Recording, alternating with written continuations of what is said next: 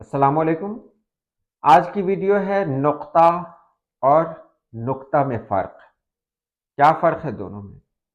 اکثر یہ غلطی ہو جاتی ہے کہ جہاں پر نقطہ یعنی بڑی قاف کا استعمال ہونا ہے وہاں پہ چھوٹی قاف کا استعمال کر دیتے ہیں، اور جہاں پہ چھوٹی کاف کا استعمال کرنا ہے وہاں بڑی قاف کا استعمال کر دیتے ہیں۔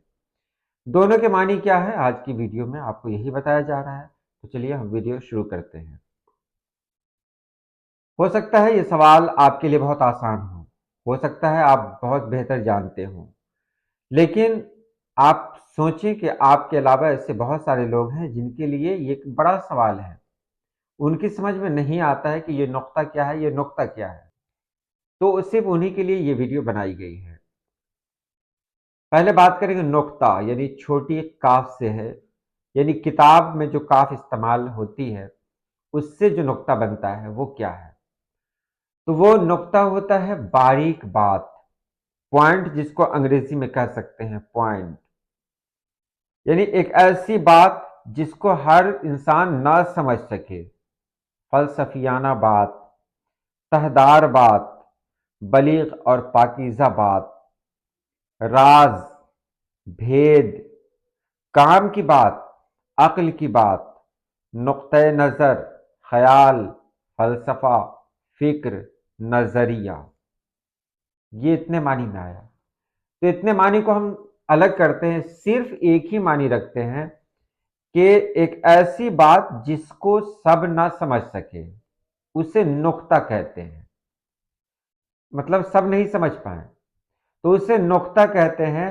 جیسے کسی نے کوئی بات کہی، ہو سکتا ہے وہ بات دوسروں کے دماغ میں نہیں آئی ہوگی، تو کہا جاتا ہے ارے آپ نے تو بہت اچھا نقطہ بیان کیا، یعنی ایک ایسی بات کی جہاں تک کسی اور کا دماغ نہیں پہنچ سکتا ہے، تو اسی سے نقطہ چی بھی کہتے ہیں۔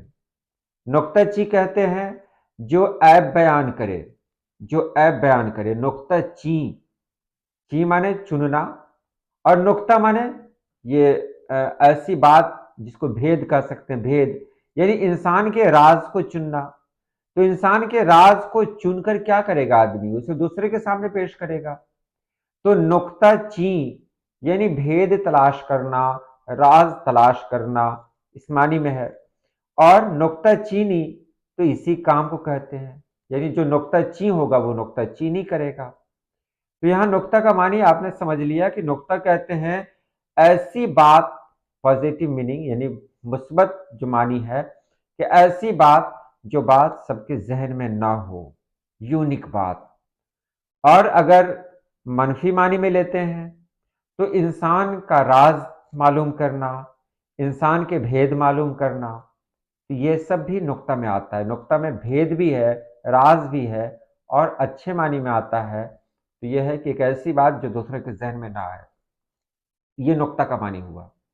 اب آتے ہیں نقطہ یعنی قلم میں جو قاف استعمال ہے، اس قاف سے جو نقطہ لکھتے ہیں اس کا معنی کیا ہے؟ تو اس کا معنی نشان ہے، سیدھی سی بات ہے۔ اب کہتے ہیں تے میں کتنا نقطہ ہے؟ تو تے میں دو نقطے ہیں۔ سے میں کتنے نقطے ہیں؟ تو 3 نقطے ہیں۔ تو نقطہ کہتے ہیں بندو کو، پوائنٹ کو۔ پوائنٹ یعنی ایک نقطہ میں نے ڈال دیا، ایک پوائنٹ میں نے ڈال دیا، وہ جو گول نشان ہوتا ہے اس کو نقطہ کہتے ہیں۔ تو نقطہ صرف نشان کو کہتے ہیں جو تے کے اوپر ہے، کیا کہتے ہیں، جیم کے اندر ہے، یہ سب ہے۔ اور بھی بہت ساری جگہوں پر استعمال ہوتے ہیں یہ نقطے، لیکن سمجھنے کے لیے یہی کافی ہے کہ جیم میں جو استعمال ہوتا ہے، چے میں جو استعمال ہوتا ہے، یہ سب نقطہ ہی تو ہے۔ تو کتنا فرق ہے نقطہ اور نقطہ میں؟ بہت فرق ہے۔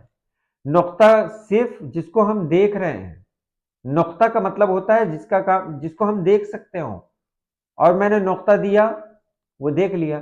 لیکن نقطہ کا جو کام ہوتا ہے، نقطہ جو لفظ ہے اس کا تعلق ذہن سے ہوتا ہے۔ نقطہ چینی، بہت نقطے کی بات کہی ہے آپ نے، اہم نکات بیان کیے گئے، تو یہ سب نقطے کے استعمال میں ہے جو کاف سے ہے۔ امید ہے آپ نے سمجھ لیا ہوگا۔ آج کے لیے اتنا ہی۔ اللہ پاک آپ سبھی لوگوں کو خوش رکھے، آباد رکھے۔ اللہ حافظ۔